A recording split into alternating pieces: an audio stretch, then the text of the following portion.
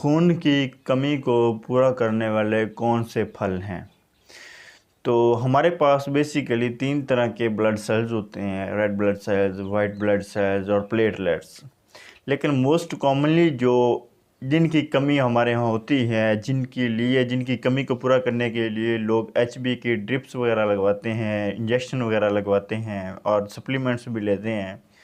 तो हमने उन सप्लीमेंट्स, उन ड्रिप्स और उन इंजेक्शन की बजाय आज बताना है कि वो कौन कौन से फल खाएं कि जिससे उनकी खून की कमी को पूरा किया जा सके। और ये जो रेड ब्लड सेल्स हैं जो बेसिकली ऑक्सीजन की सप्लाई का काम करते हैं हमारी बॉडी में, तो आज हमने इन्हीं रेड ब्लड सेल्स के ऊपर बात करनी है।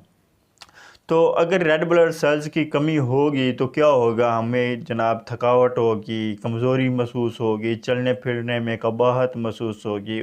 तो ये लोग जो हैं, ये पेशेंट जो हैं जिनको थकावट, रेड ब्लड सेल्स की कमी होगी, तो वो